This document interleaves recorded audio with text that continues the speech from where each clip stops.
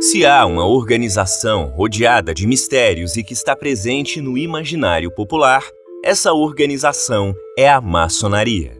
Certamente há algo de muito interessante e relevante numa instituição que, ao longo dos séculos, tem atraído tantos príncipes, reis, presidentes e personalidades nos mais diversos países. Ao tempo em que foi perseguida pelos nazistas, condenada por bulas papais e denunciada pelo Comintern, o Comitê Comunista Internacional.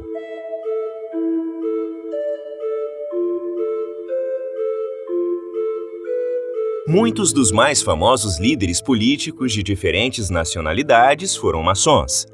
George Washington e Harry Truman nos Estados Unidos, Winston Churchill na Inglaterra, Benito Juárez e Lázaro Cárdenas no México, Bernardo O'Higgins e Salvador Allende no Chile, José Martí em Cuba, Simón Bolívar na Venezuela, San Martín na Argentina, Santander na Colômbia, são apenas alguns exemplos.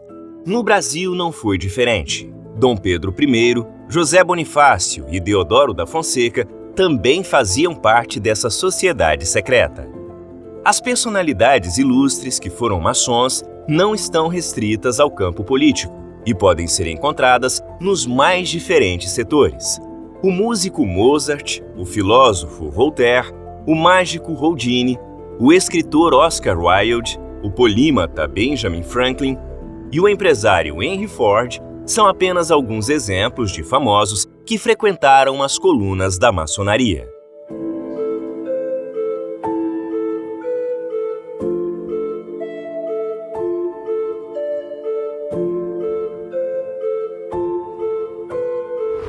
O Brasil, mais uma vez, não fica para trás. O músico Luiz Gonzaga, o ator Milton Gonçalves, o jurista Rui Barbosa, o abolicionista Luiz Gama e os revolucionários Bento Gonçalves e Frei Caneca também faziam parte da maçonaria. Mas o que, afinal, é a maçonaria, que sempre reuniu tantos homens de destaque?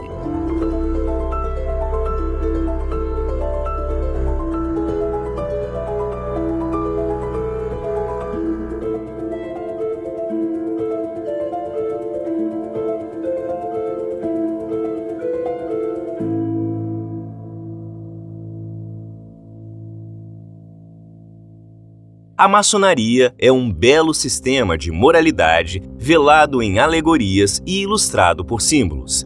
Em outras palavras, é uma escola de moral e ética social, cujos ensinamentos são transmitidos aos membros por meio de lendas repletas de personagens, palavras, objetos e sinais que transmitem lições, princípios e valores. Esses ensinamentos são divididos em níveis, que os maçons chamam de graus. E ao evoluir nesses graus, os maçons buscam tornarem-se pessoas melhores e mais atuantes perante suas famílias e a sociedade. Esse modelo educacional da maçonaria é preservado desde a Idade Média, tendo sido herdado pela maçonaria das corporações de ofício dos pedreiros, pelas quais se formavam os trabalhadores seguindo uma hierarquia de 3 graus: aprendizes, companheiros e mestres. No século XVIII, com o Iluminismo, os intelectuais necessitavam de locais em que pudessem se reunir regularmente para debater seus ideais de democracia e liberdade, protegidos das perseguições de estados absolutistas. A maçonaria, pelo seu caráter sigiloso, mostrou-se o palco ideal para esses debates. E com o ingresso de tantos filósofos e pensadores, a maçonaria foi enriquecida com mais graus, além daqueles 3 primeiros, de cunho mais filosófico e baseados em novas alegorias e símbolos. Ao final do século XVIII, a maçonaria chega ao Brasil, com o surgimento das primeiras lojas maçônicas. Em poucos anos, sua relevância já era tamanha que foi proibida pelo rei Dom João VI, em 1818, por seu protagonismo na Revolução Pernambucana. Os trabalhos maçônicos são retomados logo após o retorno de Dom João VI a Portugal, em 1821. Com pouco tempo de reabertura, a maçonaria brasileira já começa a atuar pela independência do Brasil, tendo sido a grande incentivadora do Dia do Fico. Surge então, em 1822, a primeira potência maçônica regular do país, o Grande Oriente do Brasil, que teve como primeiro grão-mestre José Bonifácio e como segundo grão-mestre Dom Pedro I. Tendo em 2022 completado 200 anos de história no Brasil, a Maçonaria Regular Brasileira é considerada a mais antiga organização da sociedade civil de âmbito nacional.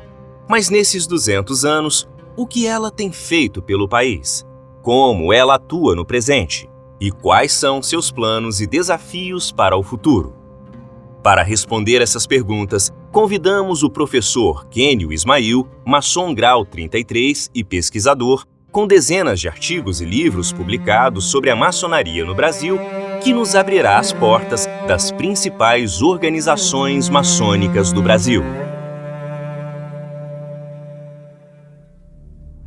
Olá, seja muito bem-vindo ao nosso documentário que abrirá as portas da maçonaria regular brasileira e seus 200 anos de uma rica história que se confunde com a história do nosso próprio Brasil. Essa maçonaria regular brasileira que inicia sua história em junho de 1822, meses antes da própria independência do Brasil, meses antes do Brasil realmente se tornar uma nação, e que vem acompanhando o desenvolvimento dessa jovem nação ao longo desses 200 anos. E não há lugar melhor para a gente começar esse documentário do que aqui no Palácio Maçônico do Lavradio, que desde 1842 até a inauguração de Brasília foi a sede da maçonaria regular brasileira, e antes, quando surge o Grande Oriente do Brasil, lá nos idos de 1822. E nós vamos passar por essa história, contar um pouco da maçonaria e de sua participação na história do Brasil a partir de agora.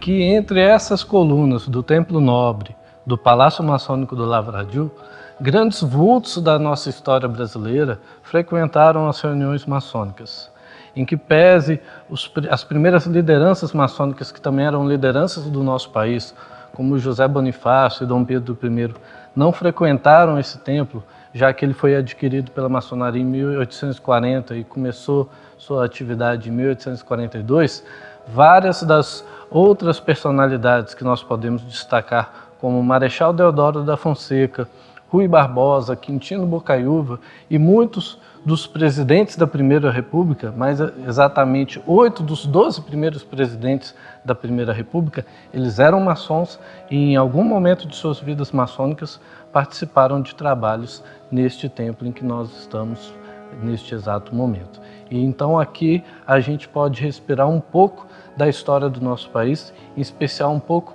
dessa história de final do reinado e do início da nossa República. Há que se considerar que Visconde do Rio Branco, o autor da Lei do Ventre Livre e da Lei Áurea da abolição da escravatura, foi um grão-mestre e frequentou esse templo, e é uma personalidade que nós podemos destacar nesse cenário de que a maçonaria realmente participou ativamente dos momentos históricos que moldaram a nossa sociedade brasileira como ela é nos dias de hoje. Então a gente vai contar um pouco mais dessa história e conhecer um pouco mais aqui do Palácio Maçônico do Lavradio, que foi a sede da maçonaria regular brasileira nesses primeiros anos, em especial a partir de 1840 até a construção de Brasília, quando a sede do Grande Oriente do Brasil migrou para a nova capital federal.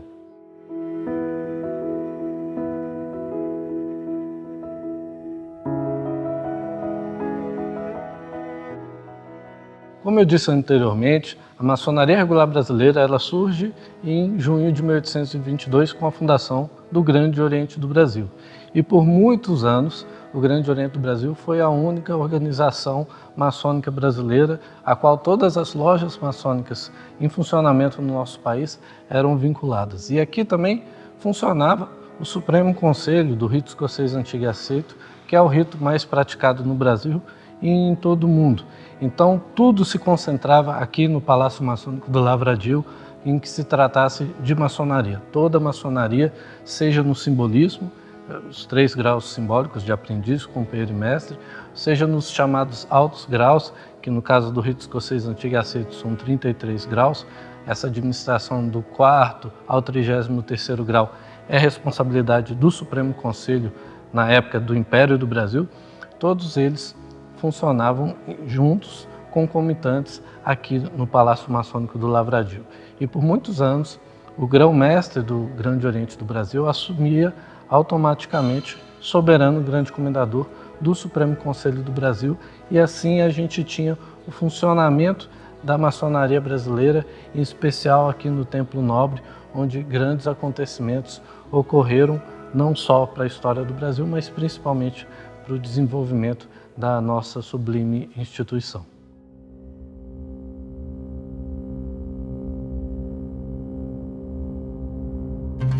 E a partir de Marechal Deodoro da Fonseca, o nosso Império do Brasil chega ao fim e inaugura-se a República, chamada Estados Unidos do Brasil, nome que nós manteríamos até a década de 60 do século XX. Mas a maçonaria brasileira, ela não ficou alheia a essa mudança de paradigma de uma monarquia para uma república. E nós podemos ver por alguns dos grão-mestres que serviram a maçonaria e também serviram o nosso país. E aqui também nós temos uma figura importantíssima para o nosso país, que foi Quintino Bocaiúva, esse mineiro que foi um dos 6 cidadãos que trataram da proclamação da República na casa de Benjamin Constant, e todos esses 6 eram maçons. E o mais interessante é que essa primeira república, proclamada por Marechal Deodoro da Fonseca, teve um ministério todo formado por maçons do Grande Oriente do Brasil, que até aquela época era a única potência simbólica da maçonaria regular brasileira em atividade no nosso país. Isso só viria a mudar em 1927, graças a Mário Berg, que também foi um grão-mestre do Grande Oriente do Brasil. Como a gente já contou, funcionava dentro do Grande Oriente do Brasil também o Supremo Conselho do Rito Escocês. E esse Supremo Conselho tinha como seu governante, o cargo de soberano grande comendador, o grão-mestre do Grande Oriente do Brasil. Contudo, as conferências mundiais de Supremos Conselhos, das quais o Brasil também fazia parte, começaram a alertar da questão da irregularidade de que o grão-mestre da potência simbólica, no caso o Grande Oriente do Brasil, não pudesse acumular o posto de soberano grande comendador do Supremo Conselho, dando um prazo para que o Brasil corrigisse essa irregularidade ou perderia seu assento nas conferências mundiais de Supremo Conselho. Mário Berg começou esse trabalho em 1917 e até 1925 ele conseguiu fazer o desvencilhamento do Grande Oriente do Brasil com o Supremo Conselho do Rito Escocês, renunciando ao cargo de grão-mestre do Grande Oriente do Brasil e permanecendo apenas como soberano grande comendador do Supremo Conselho do Rito Escocês. Contudo, um de seus sucessores, Otávio Kelly, ele decide desfazer esse tratado entre o Grande Oriente do Brasil e o Supremo Conselho do Brasil, e Mário Berg, na figura de grande comendador do Supremo Conselho do Brasil, rompe as relações com o Grande Oriente do Brasil, declara o território brasileiro maçonicamente desocupado no simbolismo, o que dá origem à fundação das grandes lojas maçônicas estaduais brasileiras, hoje confederadas à CMSB, que é a Confederação da Maçonaria Simbólica do Brasil. E nós vamos conhecer um pouco mais dessa história, tanto no Supremo Conselho quanto na CMSB.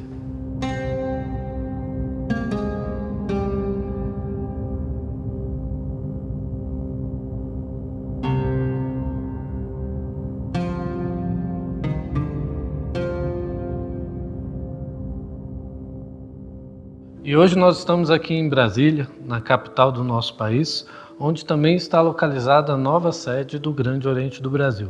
O Grande Oriente do Brasil, que, como nós vimos, foi fundado em 1822, adquiriu sua primeira sede em 1842, o Palácio Maçônico do Lavradio, que nós já conhecemos, e com a inauguração de Brasília, a nova capital do país, mudou sua sede aqui para Brasília, construindo seu complexo aqui na 913 Sul.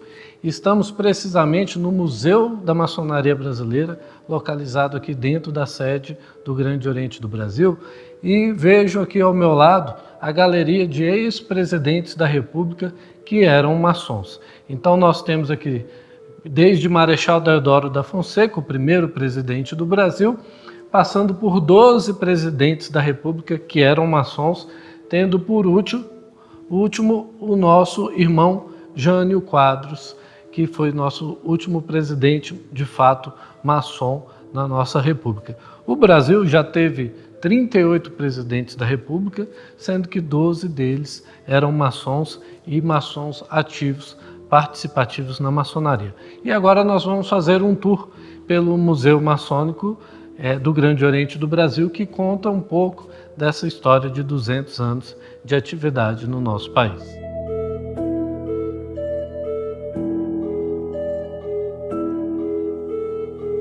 E aqui nós temos uma prova incontestável da realidade da participação da maçonaria nos momentos mais importantes da história do nosso Brasil. Aqui nós temos uma réplica de uma das penas em que a nossa princesa Isabel assinou em 13 de maio de 1888 a Lei Áurea, acabando com a escravidão no Brasil. Todo o movimento de abolição da escravatura teve uma participação ativa da maçonaria brasileira, e ela assinou 3 vias da Lei Áurea usando 3 canetas de ouro distintas, presenteadas pela maçonaria e entregues pelo Visconde do Rio Branco.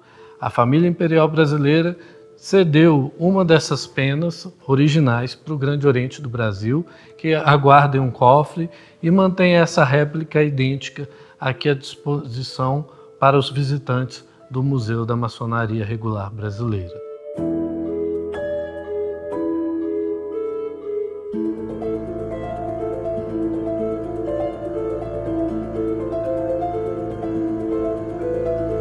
Nós estamos aqui na sede do Supremo Conselho do Grau 33, do Rito Escocês Antigo e Aceito, da Maçonaria para a República Federativa do Brasil.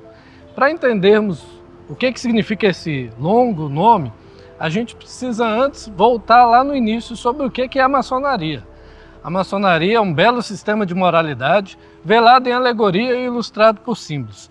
Muitos autores compreendem isso como a ciência da moralidade, e ela é conceituada dessa forma, como uma ciência no sentido lato da palavra, que significa um corpo de conhecimento sistematizado que pode ser ensinado ou aprendido por meio de alegorias e símbolos, e esse conhecimento, no caso da maçonaria, é a moralidade, são as virtudes sociais. E você entra na maçonaria no primeiro grau da maçonaria. Os 3 primeiros graus, aprendiz, companheiro e mestre, eles são administrados por o que a gente chama de potência simbólica, que é um Grande Oriente ou uma grande loja maçônica. Agora, se você quer ir além desses 3 primeiros graus e estudar maçonaria mais profundamente e mais a fundo nos ensinamentos maçônicos, você vai cursar os altos graus da maçonaria. Então, depois do 3º grau da maçonaria, você vai cursar em outra instituição. No caso do Rito Escocês Antigo e Aceito, que é o rito mais praticado não só no Brasil, mas no mundo, além do 3º grau, há 30 graus. Então é um sistema de 33 graus. E do 4º grau ao 33º grau, ele é administrado por um Supremo Conselho, que no caso aqui é esse Supremo Conselho do grau 33 para a República Federativa do Brasil, que administra dos graus 4 ao 33 do rito escocês em todo o território brasileiro. Não por acaso, muitos maçons chamam os altos graus de faculdade de maçonaria, porque enquanto você gasta em torno de 2 a 3 anos para cursar os graus simbólicos de aprendiz, companheiro e mestre, você gasta em torno de 7 a 10 anos para cursar os altos graus do grau 4 e ao grau 33.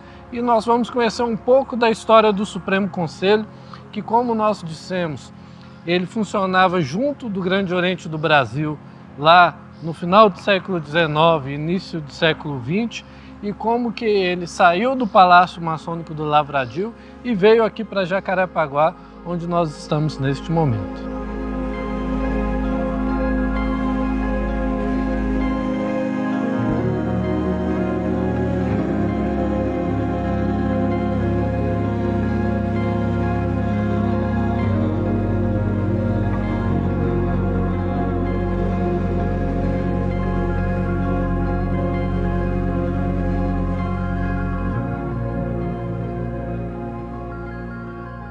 Para entendermos um pouco dessa história do Supremo Conselho e sua chegada no Brasil, nós precisamos lembrar quem foi este senhor cujo busto está nessa área central aqui da sede do Supremo Conselho. Francisco G. Acaiaba de Montezuma não era seu nome de batismo, que se chamava Francisco Brandão. Porém, quando ocorreu a independência do Brasil, em homenagem à independência, o irmão Francisco procurou mudar seu nome exatamente para homenagear a nacionalidade brasileira em sua origem, adotando um nome de raiz tupi e outro de raiz não tupi, além do nome Montezuma, que é homenagem ao último imperador azteca do México. Montezuma era um político muito respeitado no Brasil e quando o Brasil alcançou sua independência, foi instalada uma Assembleia Constituinte para fazer a primeira Constituição do Império Brasileiro. E Montezuma era a grande liderança dessa Assembleia Constituinte.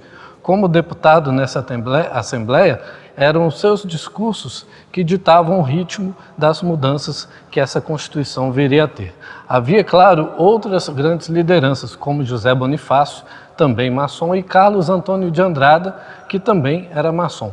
Mas a figura do Montezuma, pela sua oratória impecável e pelo seu raciocínio rápido, era de destaque nessa Assembleia Constituinte. Contudo, Dom Pedro I teve notícia que a Constituição que esses constituintes estavam desenvolvendo para o Brasil era uma Constituição liberal, que moderava, que reduzia o poder absoluto do imperador. E Dom Pedro, por isso, determinou, no dia 12 de novembro de 1823, que seu exército cercasse a Assembleia Constituinte e prendesse os seus principais líderes, entre eles, claro, Montezuma. Montezuma, então, foi condenado ao exílio e foi de navio para a Espanha, mas não foi bem aceito na Espanha, tendo que se mudar para a França. Os registros policiais da época indicam que os policiais de Paris vigiavam Montezuma 24 horas enquanto ele estava lá. E os registros ainda indicam que ele era uma pessoa reclusa, que se dedicava muito à leitura e só saía de casa para ir a bibliotecas, museus e livrarias para adquirir livros. Contudo, essa pressão que ele sentia ao ser vigiado na França fez com que ele procurasse passar temporadas na Inglaterra e também na Bélgica. E essas temporadas ele se dedicava muito às atividades maçônicas. Numa dessas temporadas, vivendo na Bélgica, ele recebeu uma carta patente do Supremo Conselho do Rito Escocês Antigo e Aceito da Bélgica, em março de 1829, para fundar um Supremo Conselho no Brasil, quando ele retornasse ao Brasil. Isso só viria a ocorrer em 1831, quando Dom Pedro abdica do trono e retorna para Portugal, deixando aí o terreno livre para que Montezuma voltasse para o Brasil. Ao voltar para o Brasil, ele tinha sido eleito deputado mesmo em sua ausência e toma posse como deputado federal e faz os primeiros discursos em defesa da abolição da escravatura. Então foi Montezuma o primeiro político brasileiro a defender publicamente a abolição da escravatura e nós da maçonaria temos muito orgulho disso. Contudo, ele não instala o Supremo Conselho ainda em 1831. Deixa para instalá-lo só no dia 12 de novembro de 1832, que era uma data simbólica para Montezuma, já que em 12 de novembro de 1823 ele havia sofrido a noite da agonia e havia sido condenado pelo exílio. Então ele retorna e instala o Supremo Conselho nessa data simbólica, já que 12 de novembro de 1832 tem os mesmos numerais de 12 de novembro de 1823, apenas invertendo os dois últimos números. Assim, o Supremo Conselho do que governa os graus 4 ao 33 do rito escocês antigo e aceito, eles passam a funcionar no Brasil pelas mãos do soberano grande comendador Montezuma, o primeiro soberano grande comendador do Brasil. E quando a gente fala em rito escocês, a palavra rito muitas vezes gera uma certa dúvida nas pessoas, já que maçonaria não é uma religião, é uma ciência da moralidade. Acontece que a maçonaria tem seu próprio vocabulário. E fazendo uma analogia, essa ciência da maçonaria ela é ensinada por meio de escolas. E essas escolas são chamadas na maçonaria de ritos. Então o Brasil tem uma pluralidade de ritos, trabalha com vários ritos, e o mais praticado é o rito trazido para o Brasil por Montezuma em 1832, com a Carta de 1829 emitida pela Bélgica. Esses ritos eles são divididos em graus, que nós chamamos de graus maçônicos, como explicado no rito escocês 33 graus, que é o equivalente a séries ou semestres do ensino comum. E esses graus têm seus rituais, que são o equivalente a livros didáticos dessas séries. Então a maçonaria realmente funciona como uma escola de moralidade, com suas séries, seus livros didáticos e seus cursos nas suas escolas, que são o que nós chamamos de ritos maçônicos.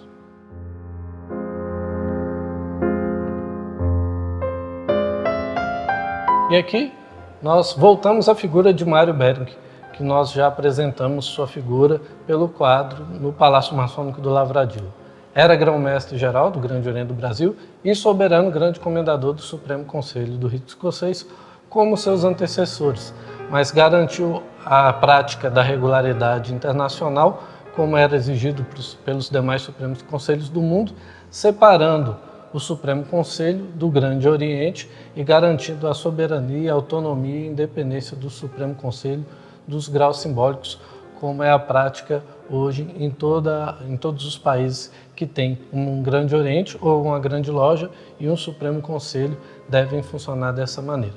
Graças a Mário Bering, essa separação foi feita inicialmente de forma amigável, até que o Grande Oriente do Brasil, através de um novo grão-mestre, Otávio Kelly, recusou essa separação, exigindo assumir o Supremo Conselho, e para garantir a soberania do Supremo Conselho, Mário Bering retira o Supremo Conselho de dentro do Palácio Maçônico do Lavradio, trazendo o Supremo Conselho para um campo neutro, atualmente aqui na sua sede em Jacarepaguá, e com isso declara o território maçônico no simbolismo desocupado para a fundação das grandes lojas, nascendo a partir de 1927 as primeiras grandes lojas seguindo um modelo norte-americano com uma grande loja por cada estado. E é por isso que aqui ele também é reconhecido como o fundador do sistema das grandes lojas.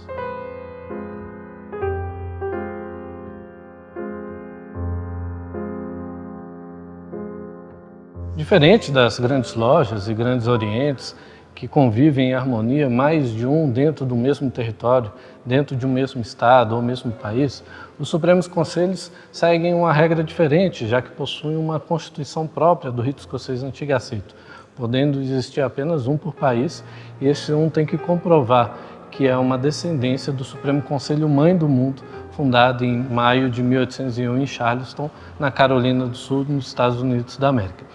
A linha de Montezuma, que veio da Bélgica, que veio da França, que veio do Supremo Conselho Mãe do Mundo, ela é ininterrupta. E assim como a linha dos soberanos grandes comendadores que vieram desde Montezuma até os dias de hoje, passando por Mário Bering. O atual soberano grande comendador do Supremo Conselho da República Federativa do Brasil é o soberano grande comendador Jorge Luiz de Andrade Lins, que concordou de nos receber para uma breve entrevista.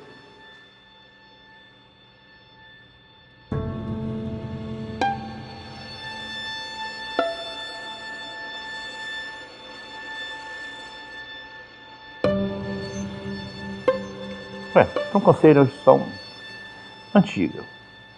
Na verdade, não nasceu do nada, ele nasceu uma sequência de graus e instituições ao longo do tempo e chegou ao modelo atual em 1801, com a criação de um conselho chamado Mãe do Mundo, em 1801. O Brasil recebeu sua carta constitutiva, sua autorização de fundação, em 1829. Em antiguidade, o nosso Supremo Conselho, hoje o 5º Supremo Conselho mais antigo do mundo em atividade. O terceiro maior é o número de membros. Primeiro, o sul dos Estados Unidos, segundo, o norte dos Estados Unidos, o Brasil é o terceiro em relação aos Supremos Conselhos. Em relação ao país, nós somos o segundo Supremo Conselho maior do mundo, aliás, em país, em relação ao país, né? Estados Unidos e Brasil. Na verdade, os Supremos Conselhos, eles obedecem de uma forma geral, de forma geral mesmo, na verdade, obedecem de forma absoluta as grandes constituições de 1786. O seu artigo 5º determina que só pode existir um em cada país, uma invenção do Supremo Conselho do Brasil. Nos Estados Unidos, prevê o artigo 5º que poderão ter dois nos Estados Unidos, o Norte e o Sul. O Norte é filho do Sul, mas mantém-se o conceito que pode existir um em cada país. Nosso, então, é o 5º mais antigo e o regular para o Brasil. A nossa história confunde-se com a própria história do nosso país.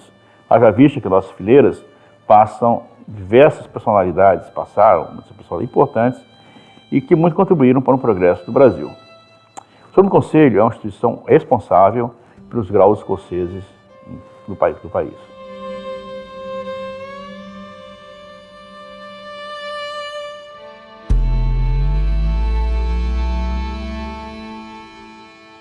E agora nós seremos recebidos pelo soberano grão-mestre-geral do Grande Oriente do Brasil, nosso irmão Múcio Bonifácio, que nos concederá uma entrevista para o nosso documentário. Nós sempre estivemos inseridos nesse futuro, em todos os momentos. O futuro, na época da independência do Brasil, era exatamente se libertar do jugo de Portugal e poder ter atividades que contemplassem a população brasileira. Na época da abolição da escravatura, eu me recordo que Rui Barbosa fez trabalhos notáveis, antes mesmo de ter a relevância que teve dentro do fator histórico brasileiro. Então, estar presente na sociedade e de maneira positiva sempre foi uma referência. Eu percebo a cada momento que a presença da maçonaria tem sido relevante. Posicionar na vida do país em relação à justa distribuição de riqueza, à priorização da educação. Nós não podemos continuar com níveis de pouca assistência educacional. Quando se anuncia um corte orçamentário e se atinge a educação logo de início, em detrimento de outras atividades, nós temos que nos preocupar com isso. Muito provavelmente, uma atuação forte na maneira mais definidora de melhorar esses aspectos sociais, a maçonaria tem importância e tem condições para isso. Se um dos focos da nossa atuação é o aprimoramento das pessoas e aprimoramento daqueles que conosco compartilham nas nossas organizações maçônicas, é preciso que nós voltemos a atenção para balizar, orientar e opinar de maneira decisiva em alguns pontos que possam reverter em atuação da sociedade brasileira.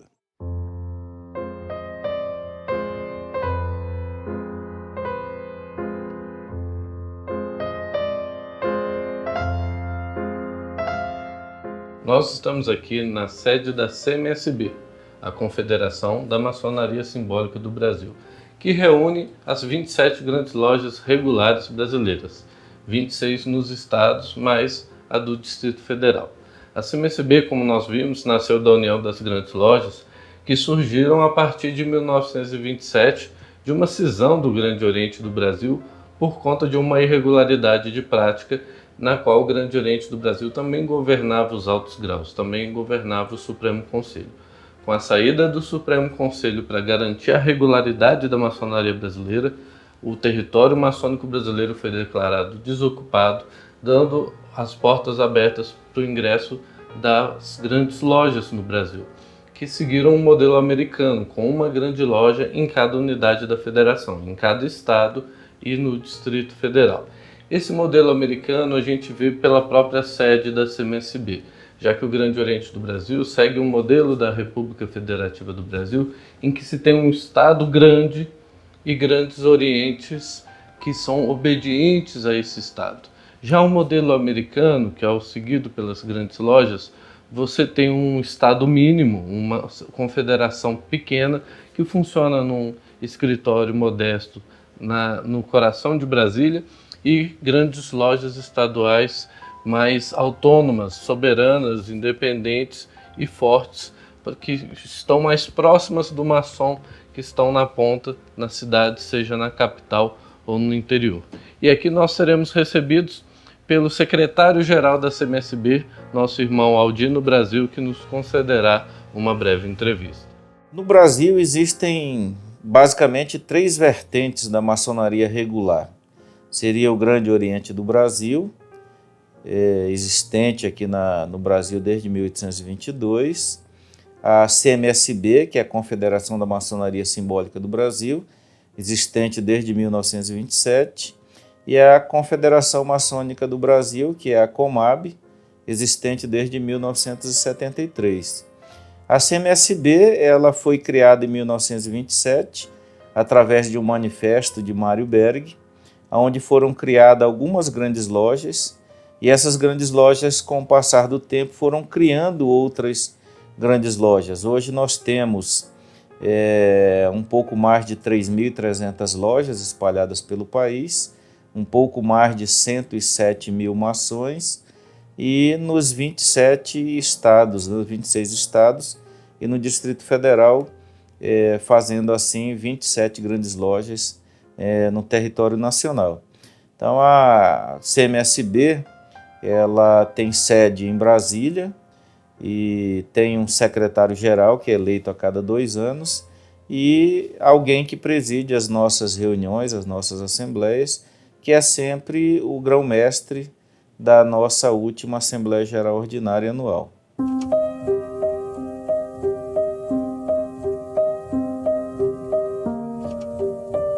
E hoje nós estamos aqui em Belo Horizonte, capital do estado de Minas Gerais, sede do Grande Oriente de Minas Gerais, fundado em 1944, onde também funciona a sede da COMAB, a Confederação Maçônica do Brasil, fundada em 1973. E nós vamos entender um pouco dessa história, dessa terceira vertente da maçonaria regular brasileira, que é a COMAB. Como dito, o Grande Oriente de Minas Gerais nasce em 1944 e surge a partir do Grande Oriente do Brasil, como um Grande Oriente federado ao Grande Oriente do Brasil. Como nós vimos, o Grande Oriente do Brasil funciona como uma federação com grandes orientes estaduais federados ao Grande Oriente do Brasil e lojas jurisdicionadas a esses grandes orientes estaduais. E esses grandes orientes, como era o caso do Grande Oriente de Minas Gerais, eles eram subordinados, obedientes ao Grande Oriente do Brasil, como uma potência guarda-chuva desses grandes orientes. E com o passar das décadas, muitos desses grandes orientes, os principais desses grandes orientes estaduais, começaram a questionar o Grande Oriente do Brasil pela falta de autonomia dos grandes orientes estaduais na tomada de decisão quanto às suas lojas jurisdicionadas.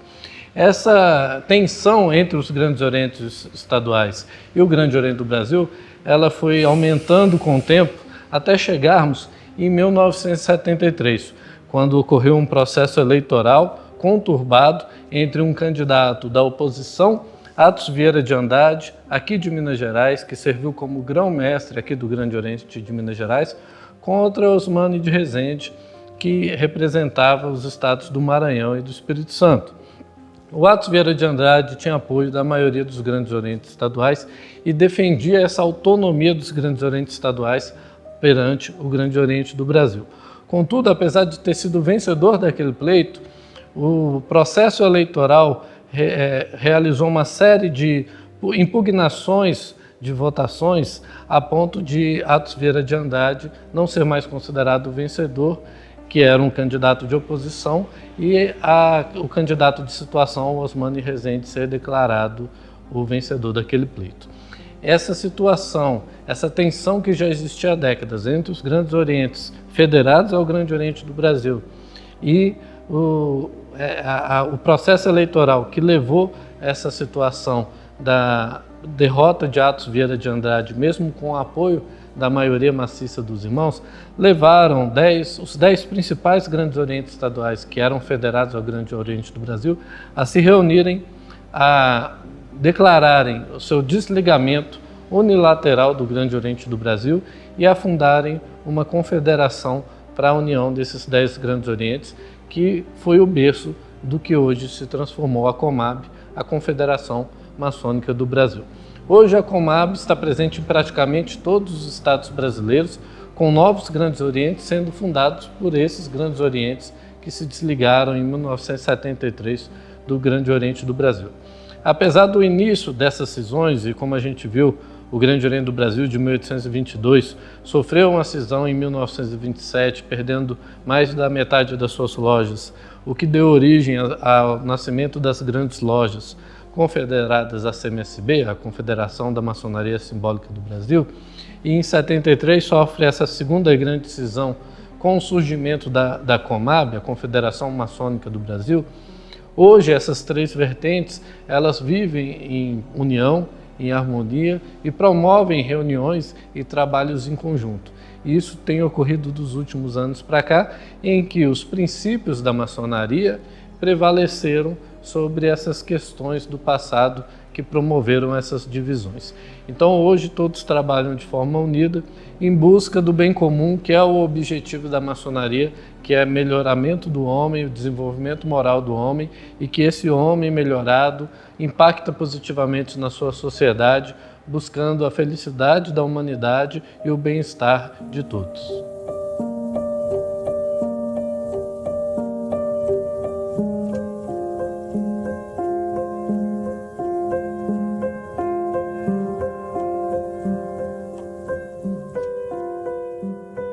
E agora nós vamos ser recebidos pelo grão-mestre do Grande Oriente de Minas Gerais e presidente da Comab, irmão Vanderlei Geraldo de Assis, que nos concederá uma breve entrevista.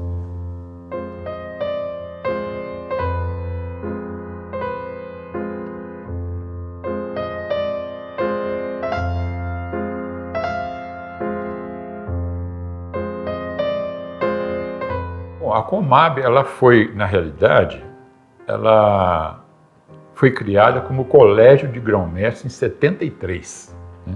Era Colégio de Grão-Mestre do Brasil.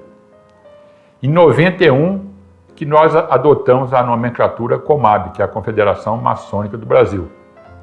Hoje nós estamos praticamente em todo o território brasileiro. Somente 2 estados nós não estamos ainda, que é o Espírito Santo e Tocantins.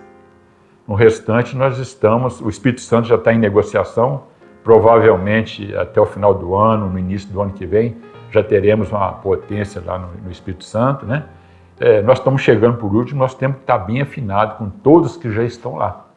Essa é a nossa meta, como presidente da Comab, a gente orienta sempre, olha, meus irmãos, vamos dialogar, vamos conversar, vamos entrar no acordo com quem já está no território, o Grande Oriente do Brasil, o Grande Loja Maçônica, vamos conversar, dialogar para nós implantarmos, né, a nossa potência. E nós estamos, assim, graças a Deus, está indo muito bem. Então a Comab, eu tenho certeza que daqui a uns anos ela estará cobrindo todo o território brasileiro e somando com as outras vertentes maçônicas para praticar sempre a melhor maçonaria do Brasil.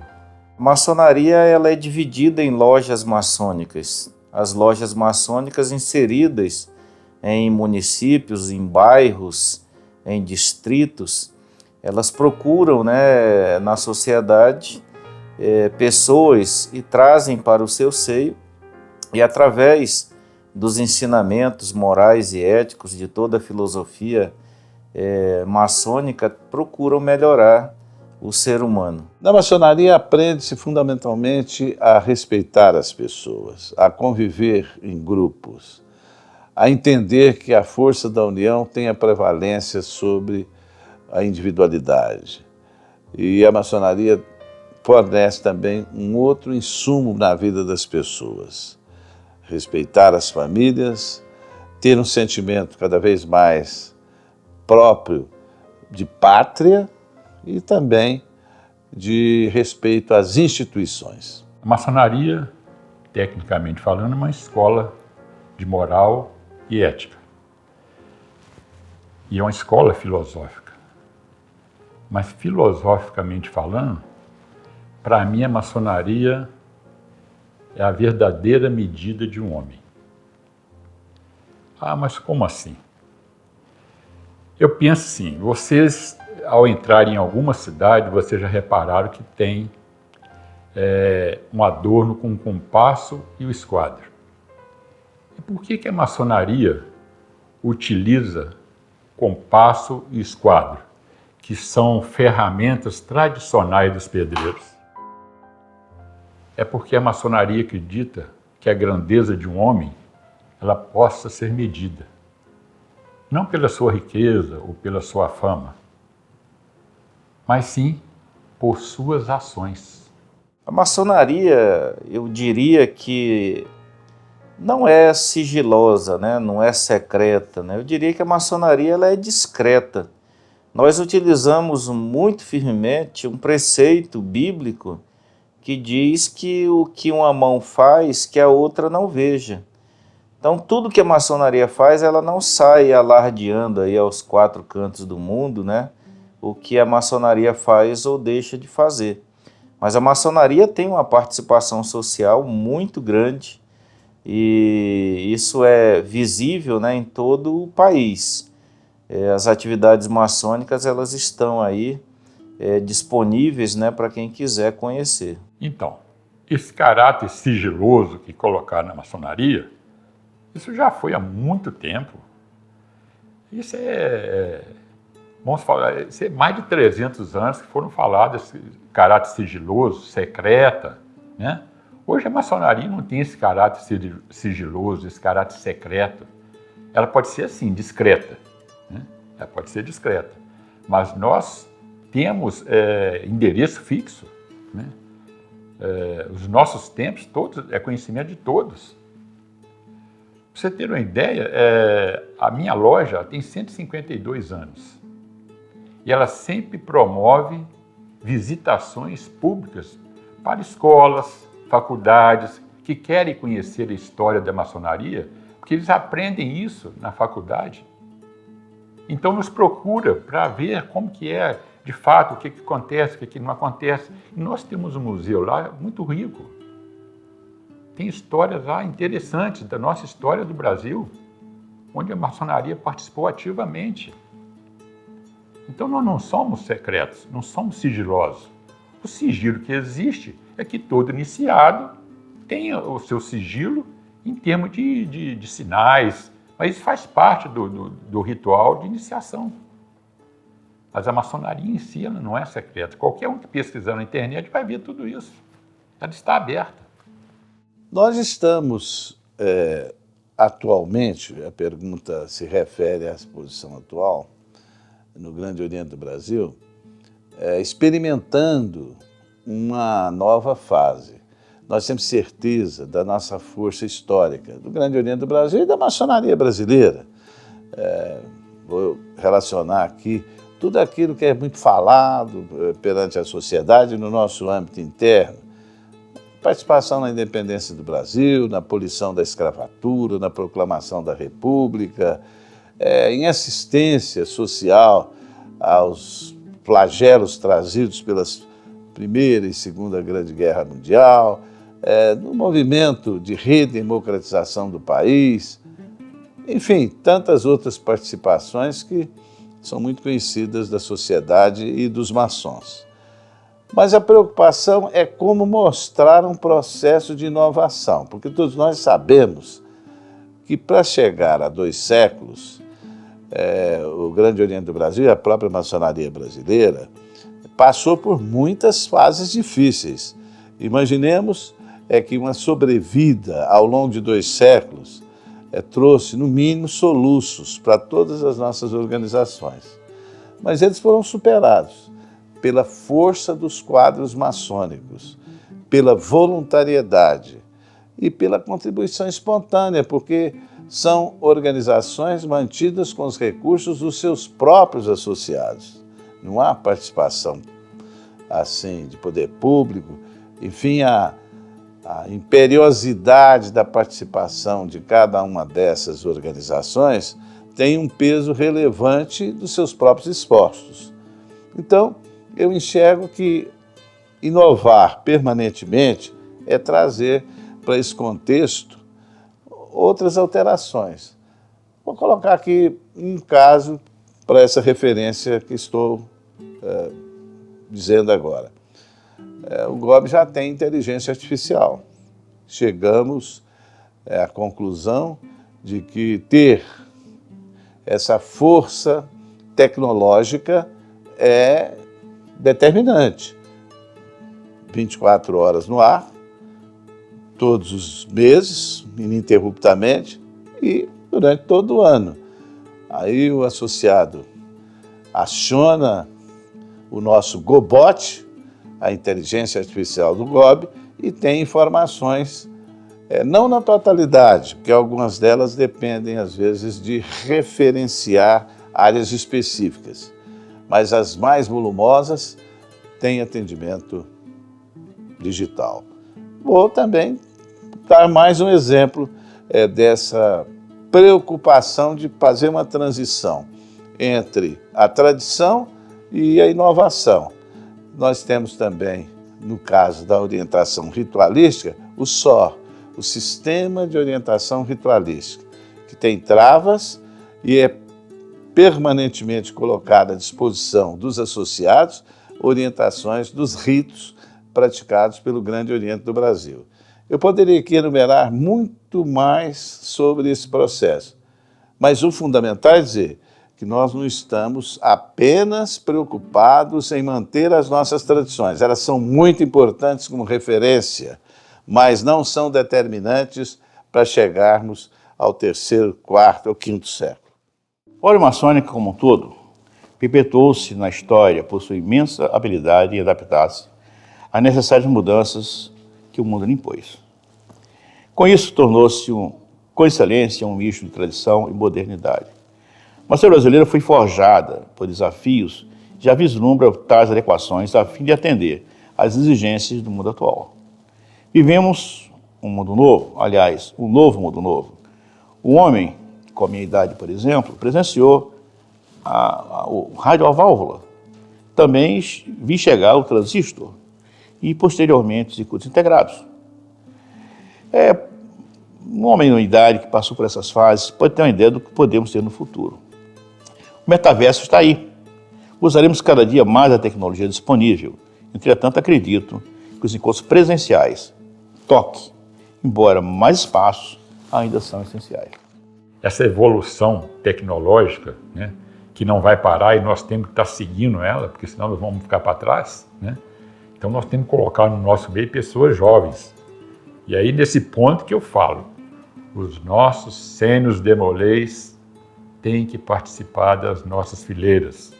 São eles que vão trazer essas novas e manusear essas novas tecnologias que estão vindo por aí.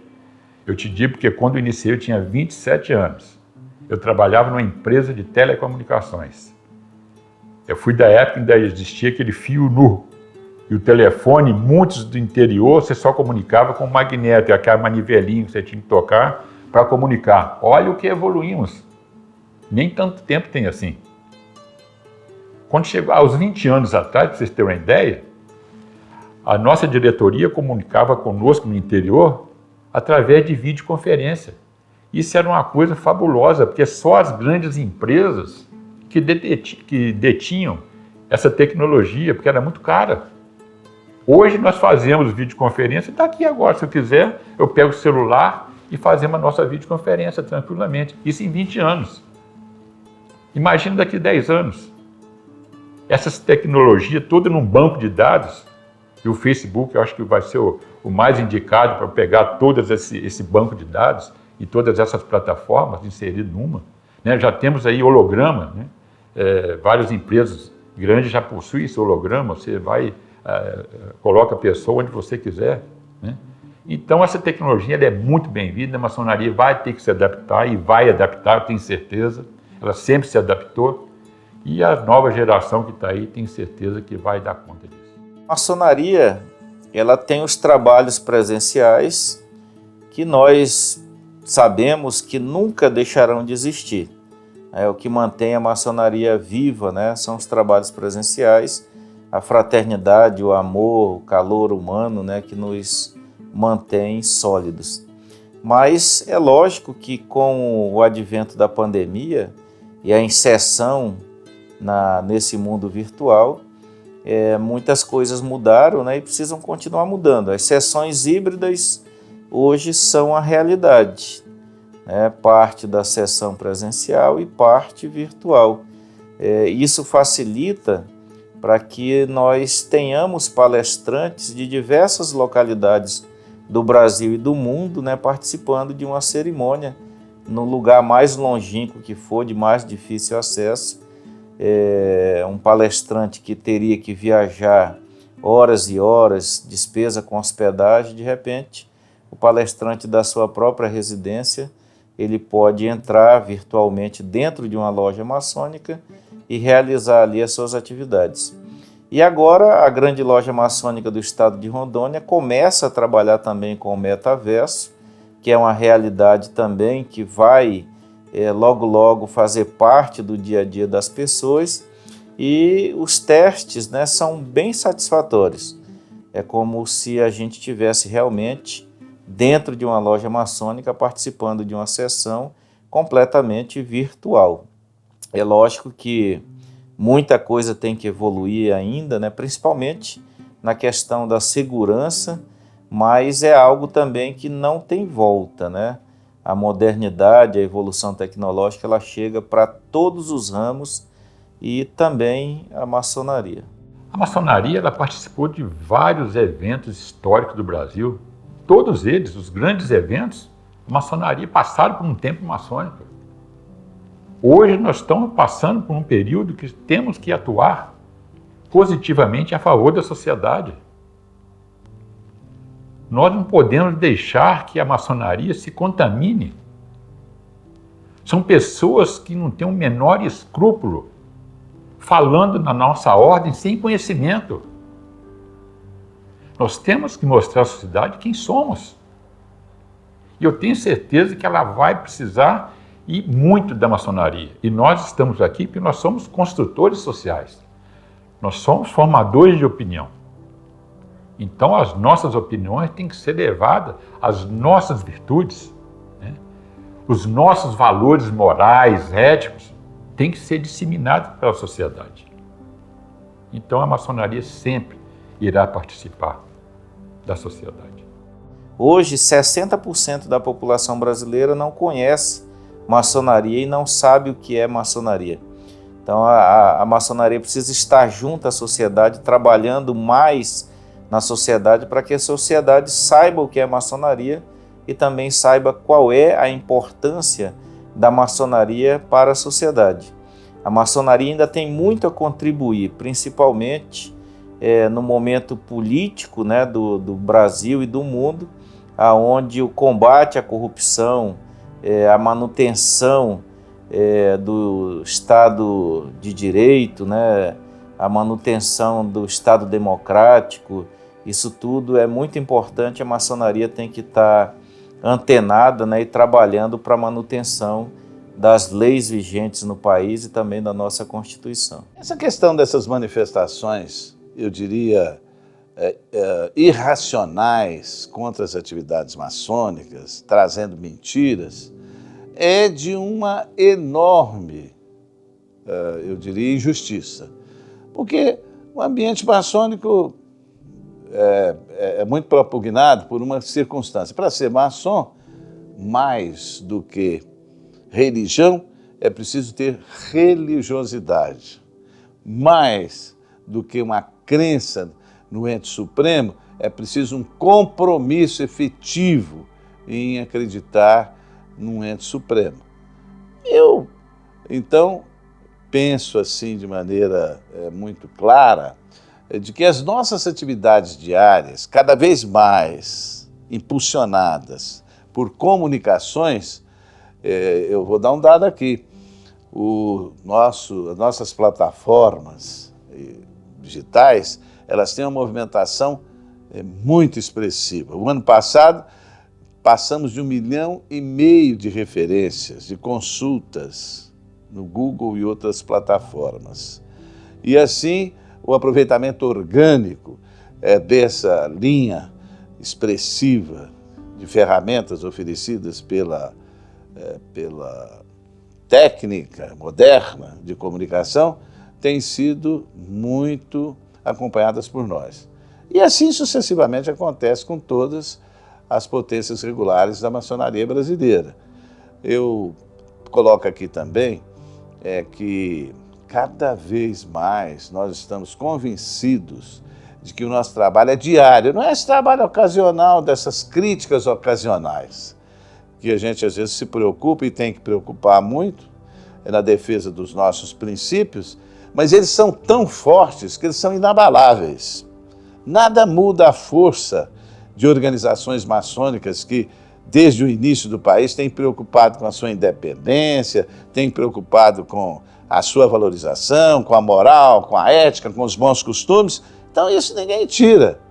E até quando nos colocam mentiras, com fakes, que nos colocam aí como protagonista de movimentos que tragam alguma alteração na vida do país, é também um dado importante.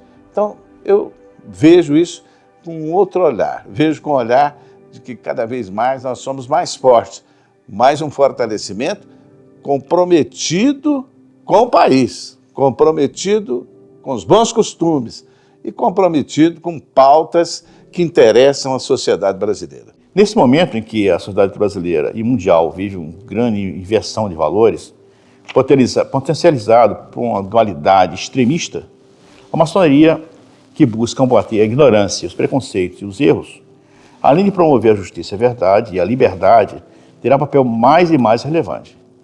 É preciso, entretanto, entender que a sociedade, usos e costumes evoluem. O que é preconceito hoje pode não ser amanhã. A maçonaria só deixará de existir quando ela se tornar igual à humanidade, ou quando a humanidade se tornar igual a ela. E a CMSB, o GOB e a Comab mantêm hoje uma relação muito estreita, muito harmoniosa e amigável. Então a maçonaria regular brasileira, através dessas três vertentes, ela tem se fortalecido, tem crescido, e a tendência é que esse crescimento e esse fortalecimento ele seja duradouro, né, e cada vez mais intenso no território nacional.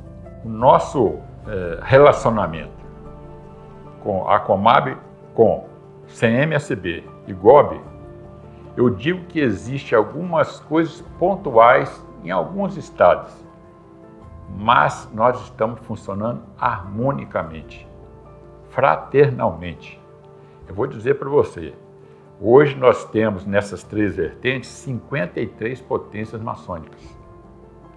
Ou seja, nós temos 27 da CMSB, que é uma grande loja em cada estado, mais o Distrito Federal. O GOB, né, que é federativo, é uma, então são 28. E mais 25 da Comab.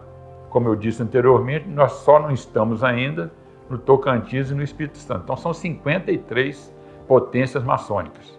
Um estado ou outro, muito pouco, existe alguma diferençazinha que é irrelevante.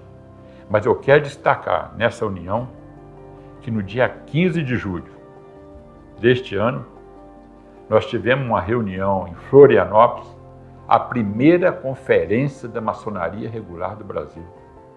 Foi um sucesso. Foi emocionante, porque nós conseguimos reunir as três vertentes maçônicas em um único lugar para falar dos problemas que são comuns a todos. Para vocês terem uma ideia, depois dessa conferência, várias notas conjuntas nós já soltamos, as três vertentes maçônicas assinando juntos. Isso é uma evolução impressionante, é fantástica. Eu fico até emocionado quando falo isso, porque era um dos nossos objetivos. Aqui em Minas a gente já trabalha assim. Nós três, os três grão-mestres de Minas, trabalhamos afinados. Nós interagimos, nós temos grupos comuns, conversamos diariamente, reunimos diariamente. E isso eu tenho certeza que está contagiando todo o Brasil. Eu vejo relatos de vários estados que estão trabalhando da mesma forma. Isso é uma vitória para todos nós, para a maçonaria do Brasil. As nossas relações são muito claras. Nós nos relacionamos com todas as potências regulares com aquelas que se congregam na CMSB, na Comab, formamos organizações distintas. E eu tenho me propugnado muito, enquanto dirigente do Grande Oriente do Brasil, para dizer que nós tivemos pelo menos 2 grandes acontecimentos para fortalecer essas relações. Em 1927, quando surgiu uma organização maçônica, que hoje está concentrada na CMSB, e em 1973, que surgiu outra organização maçônica concentrada aí nas unidades da Comab. Ora, isso fortaleceu a maçonaria brasileira. Num primeiro momento falava-se muito em cisão. Nós não enxergamos assim. Hoje o GOB enxerga que a maçonaria brasileira está muito fortalecida. Nós somos organizações plurais, temos pontos de vista diferentes, com um só objetivo. Nosso objetivo fundamental não muda. Agora, as práticas, as instituições, os seus regramentos, os seus marcos legais, sim, mas houve fortalecimento para a maçonaria brasileira. Que a partir de 2018, no final de 2018, nós iniciamos um movimento de aproximação real. Já tínhamos parte dessas unidades maçônicas regulares com relacionamento, mas aí o GOB partiu para um lado bem mais agressivo e hoje estamos muito convencidos de que a nossa parceria com a Comab, com a CMSB, fortalecem a maçonaria brasileira perante o mundo e cada vez mais poderemos crescer unidos e fortes num só objetivo, e afinal de contas, nossos princípios são únicos e são os mesmos. A CMSB, ela possui 27 grandes lojas nos 26 estados e mais o Distrito Federal. Então, as atividades são muitas. Eu vou destacar aqui algumas da nossa confederação, que seria, o apoio à Ordem de Molay, o apoio às Filhas de Jó, às Meninas do Arco-Íris, a nossa universidade da CMSB, onde na nossa plataforma, no nosso site, nós temos inúmeros cursos, também a nossa editora com várias edições de livros já publicados. Temos também a biblioteca da CMSB, que é uma das maiores do mundo, em livros maçônicos, e as lojas espalhadas pelo Brasil têm inúmeras atividades.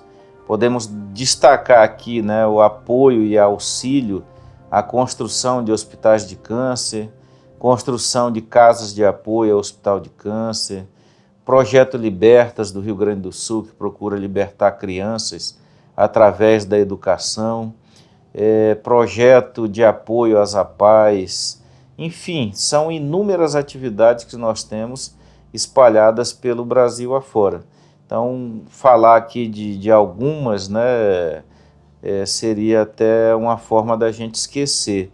E falar de todas seria impossível também, que precisaria de muito tempo para relatar e relacionar todas as atividades maçônicas. Então nós temos que estar sempre inseridos na sociedade, praticando a nossa fraternidade, Tudo aquilo que nós aprendemos, nós temos que estar levando para a sociedade. Então, pontuais, nós não temos da Comab, mas temos sim vários grandes orientes, incentiva a sua loja, e pelo Brasil afora, nós temos várias lojas que têm essa ação social.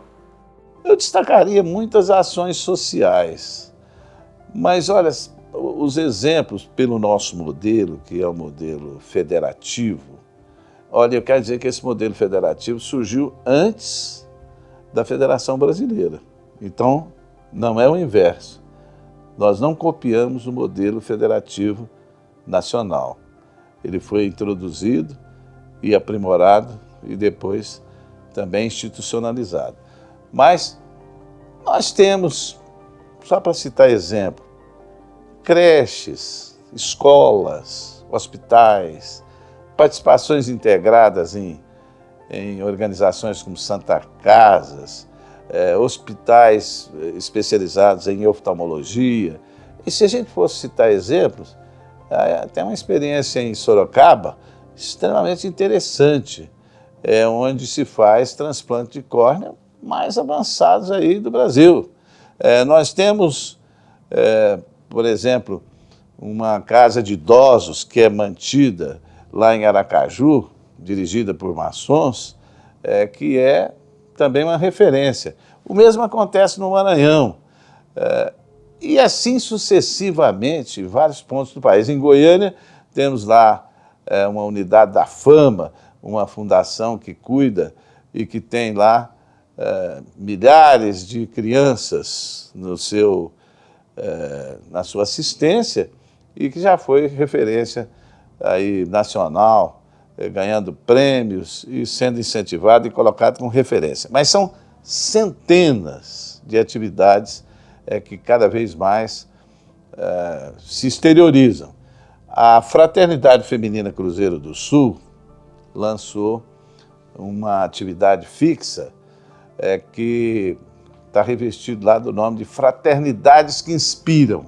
Esses modelos são explorados assim do lado positivo nas nossas redes de comunicação, mostrando quão importante é a presença social do braço que é oferecido pelas fraternidades femininas. E eu até lembro também aqui de um outro modelo praticado pelas fraternidades femininas, que são concursos que estão sendo colocados para as melhores práticas. Nós estamos com um concurso literário para eleger, em face dos 200 anos do GOB da maçonaria brasileira, aquilo que possa ser em prosa e verso as qualidades exteriorizadas e trazidas dos nossos próprios quadros, que são muito bons. E é encantador estar nesse processo maçônico. E assim acontece também nas nossas outras potências regulares, na Comab, na CMSB. A força da maçonaria brasileira é impressionantemente positiva. Olha, o que me motiva a ir para a loja maçônica, seja minha ou para fazer alguma visita, é a certeza que chegando lá vou encontrar pessoas com os mesmos ideais que os meus. Pessoas de bem. Pessoas que visam sempre a melhorar internamente. E essa troca de experiência e essa convivência que nos fortalece. Eu volto para casa depois de uma reunião dessa com a sensação do dever cumprido, com aquela sensação que eu fui útil para a sociedade. E a melhor coisa que tem para um ser humano é de se sentir útil. Eu me sinto útil.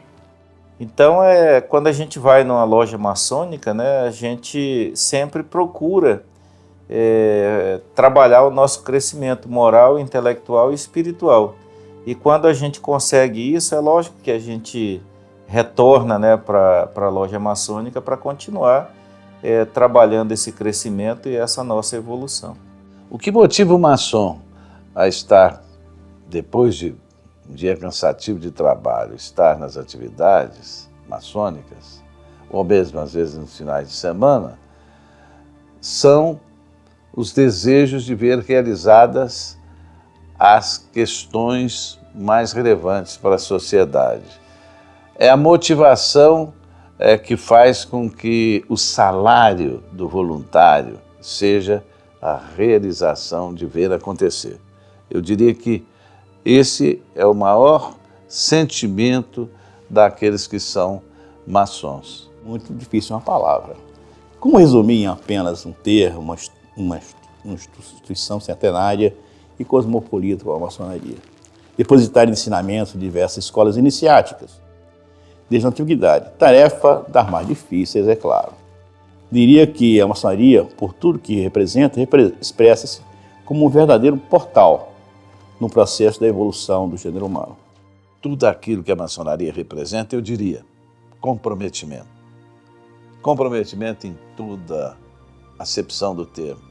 Com a pátria, com a família, com a humanidade e mais do que isso. com as pessoas? Eu estava exatamente escrevendo sobre a maçonaria. Eu vou ler para vocês, pode ser? Nas palavras de um grande escritor e pesquisador maçônico, Otacílio Chile Sobrinho, maçonaria é uma escola do conhecimento. Nas palavras de um jovem escritor e pesquisador maçônico da atualidade, Ken Ismail, um belo sistema de moralidade velado em alegoria e ilustrado por símbolos. Nas minhas palavras, a melhor forma de glorificar a Deus.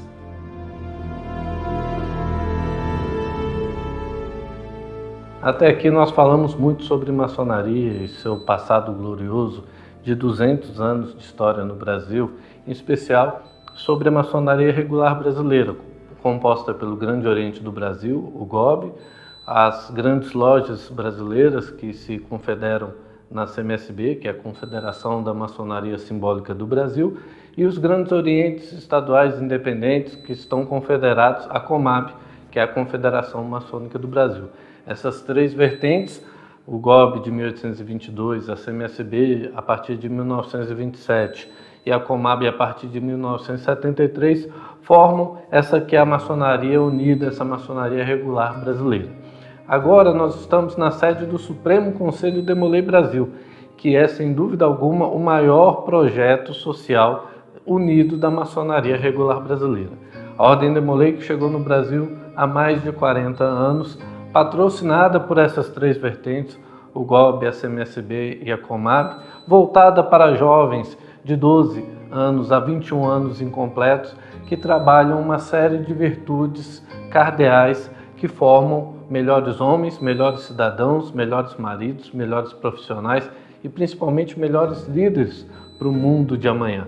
Então a gente entende que esse é o principal trabalho que a maçonaria faz para a humanidade, em especial para a nossa sociedade brasileira, formar melhores cidadãos e melhores líderes para a nossa sociedade, para o nosso futuro, para o nosso amanhã. E nós vamos conhecer aqui na sede do Supremo Conselho Demolei Brasil, localizada aqui em Brasília, um pouco desse trabalho. E também seremos recebidos pelo nosso grande mestre nacional da Ordem Demolei, um Demolei e maçom Antônio Fortunato, e pelo mestre conselheiro nacional da Ordem Demolei, o jovem Guilherme Rodrigues, que falará bastante sobre o que é a Ordem Demolei e como que ela funciona no nosso país.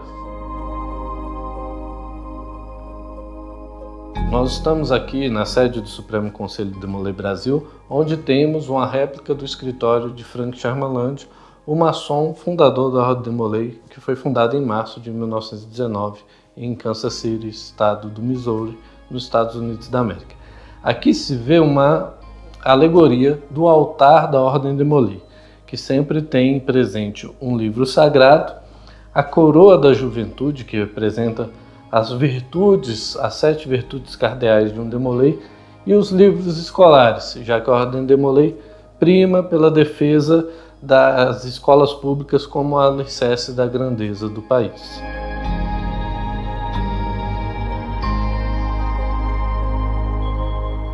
A Ordem Demolei ela é uma instituição para jovens do sexo masculino entre 12 e 21 anos. É uma instituição paramaçônica patrocinada pela maçonaria. A Ordem Demolei, de uma maneira geral, ela tem algo muito subjetivo, principalmente quando nós vamos trabalhar com o íntimo de cada pessoa que faz parte dela.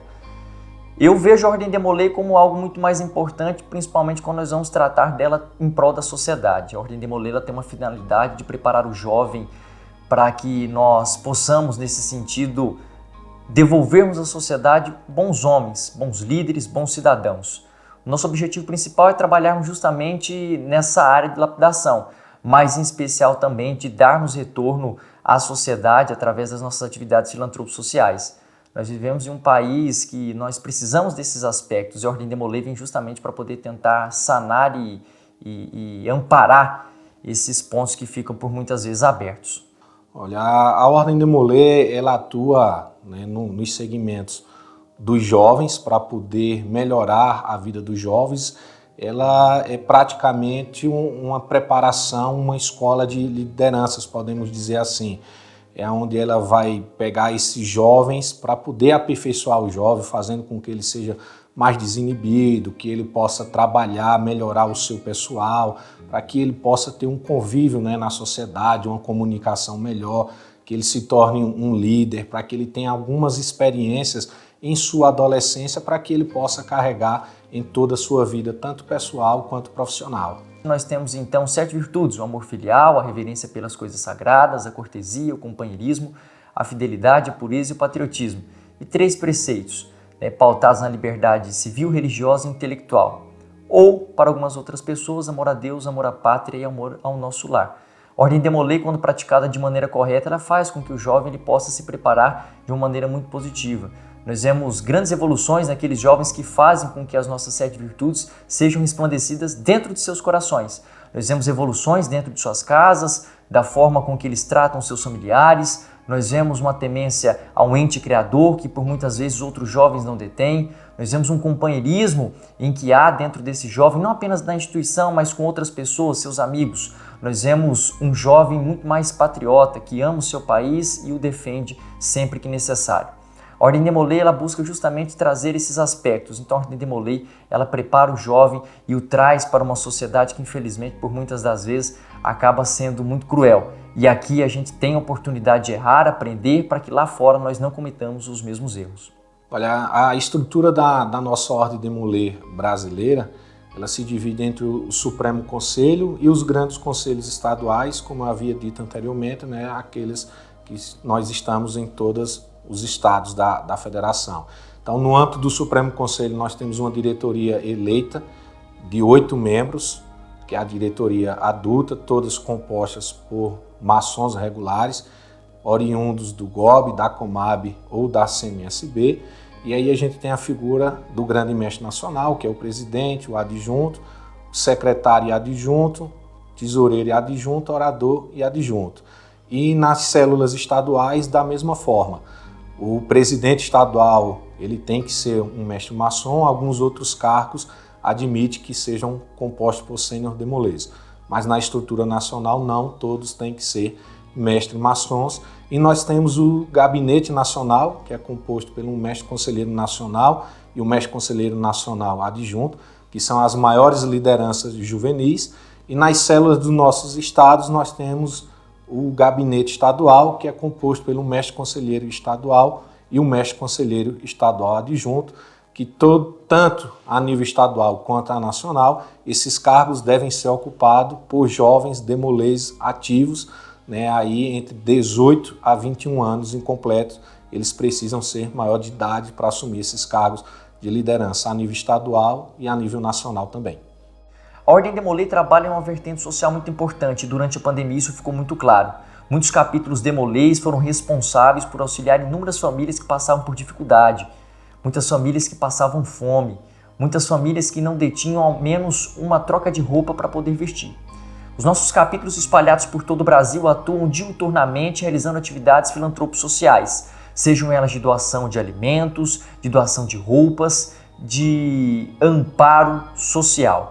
Nós podemos observar e destacar algumas atividades realizadas pelo nosso próprio Supremo Conselho e algumas tragédias ocorridas em nosso país, como o caso do Rio de Janeiro, do estado de Minas Gerais e do estado da Bahia, onde nós pudemos auxiliar os nossos irmãos de uma maneira financeira, mas também acolhedora. E não apenas os demolês e os maçons que fazem parte da instituição, mas a sociedade de uma maneira geral. O próprio Gabinete Nacional trabalha incentivando os capítulos a realizarem atividades nesse sentido, por meio de projetos que são disponibilizados. E os nossos capítulos demolês, eles compram essa ideia e fazem com que nós possamos dar o retorno à sociedade da maneira que ela precisa, através do amparo social.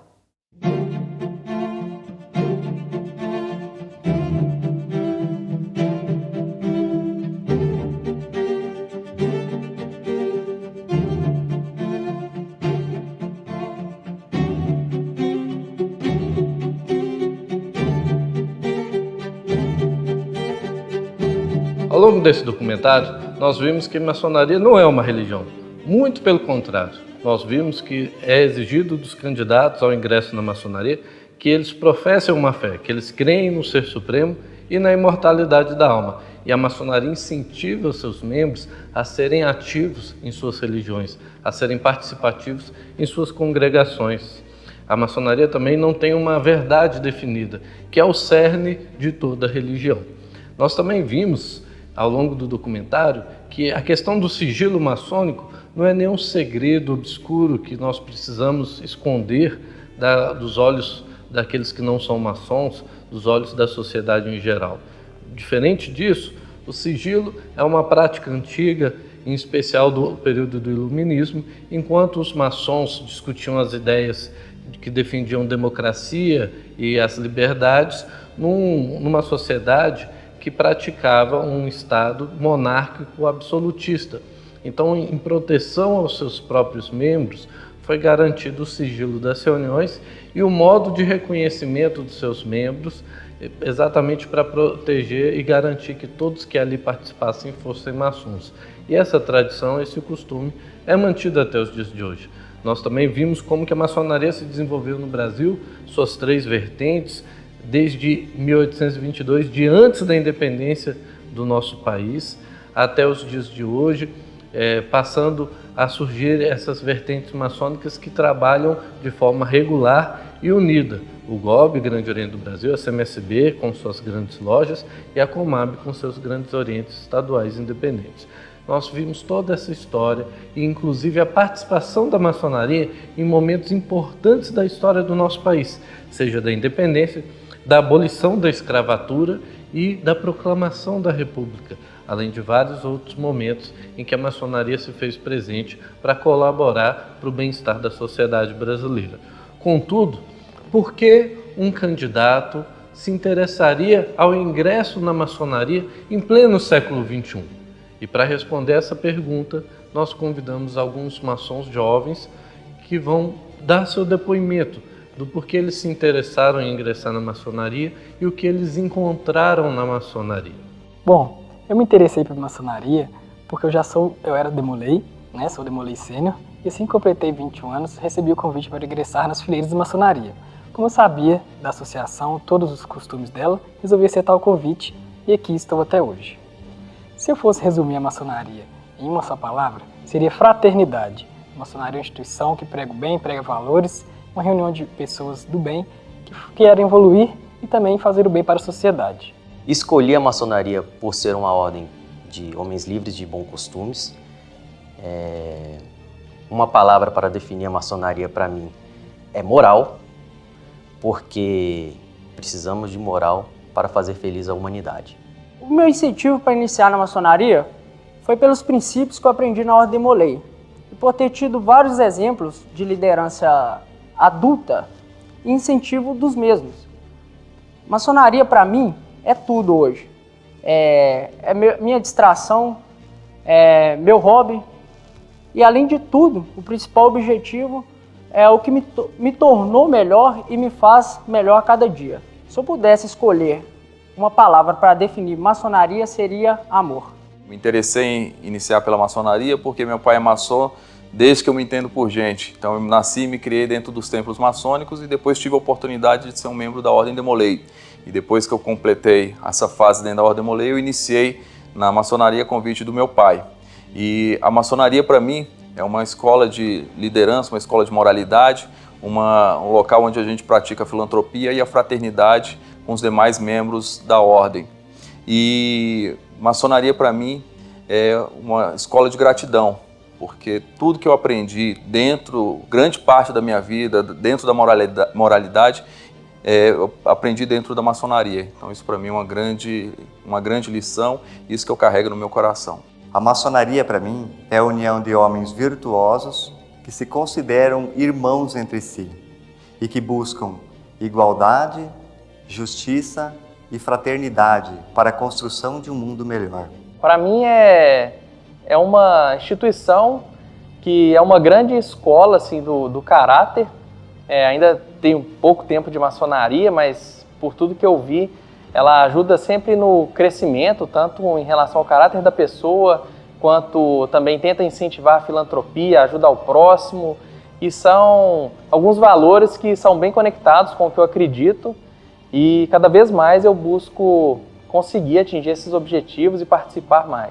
A maçonaria me transformou em vários sentidos.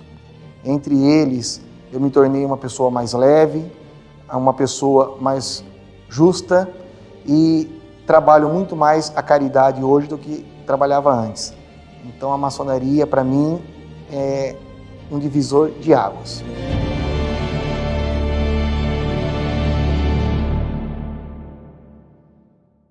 Como podemos ver, não há como contar a história do Brasil sem mencionarmos a maçonaria. Ela participou das revoluções pré-independência, da abolição da escravatura, da conquista da liberdade religiosa e do ensino laico no país. Em suas lojas, as lideranças do país experimentaram as benesses da democracia muito antes da proclamação da República, cujo primeiro ministério foi composto exclusivamente por maçons. Sua força em defesa das liberdades era reconhecida, o que a levou a sofrer perseguições de governantes autoritários, como Dom João VI após a Revolução Pernambucana, de Dom Pedro I após a Declaração de Independência e de Getúlio Vargas após a implementação do Estado Novo. Atualmente, os números da maçonaria brasileira impressionam, somando-se mais de 200 mil maçons no Brasil, ficando atrás apenas dos Estados Unidos em número de membros. Eles compõem o Grande Oriente do Brasil, as grandes lojas estaduais da CMSB e os Grandes Orientes estaduais da Comab. Essas três vertentes maçônicas nacionais são as únicas reconhecidas como regulares pela comunidade maçônica internacional. Elas trabalham em união, promovendo trabalhos sociais em conjunto, especialmente aqueles voltados à juventude, como é o caso da Ordem de Molay, com quase 100 mil membros no Brasil, que aprendem desde cedo importantes lições morais que servirão para toda a vida. Longe da ideia alimentada pela cultura pop de uma sociedade de poderosos que governam secretamente o país, podemos ver que a maçonaria é composta e governada por pessoas comuns, preocupadas com o próximo e buscando se tornarem melhores versões de si mesmas.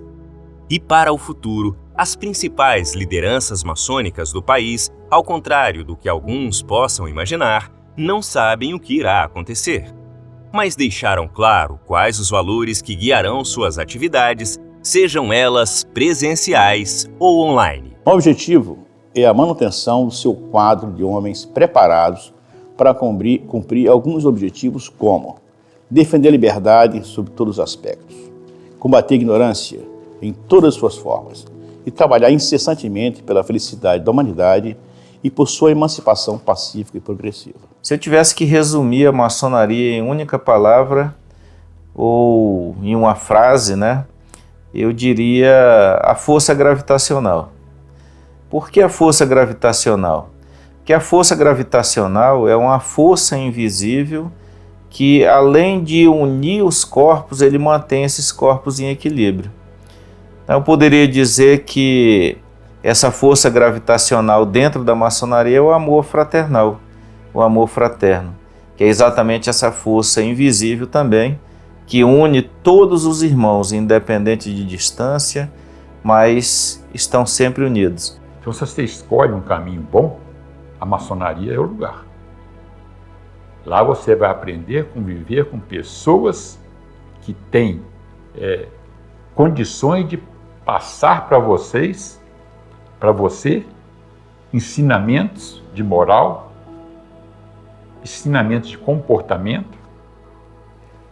Ela não te ensina, a maçonaria não te ensina a ser tolerante, mas te dá a oportunidade de ser tolerante. A maçonaria é algo muito encantador, do ponto de vista que ela possibilita que nós materializemos sonhos em realidades. Com união se consegue muito. E são várias as experiências que nós temos de lojas maçônicas, de unidades estaduais, contemplando todo um arcabouço de realizações possíveis para motivar a sociedade. Mas eu diria fundamentalmente que a maçonaria possibilita transformar sonhos em realidades.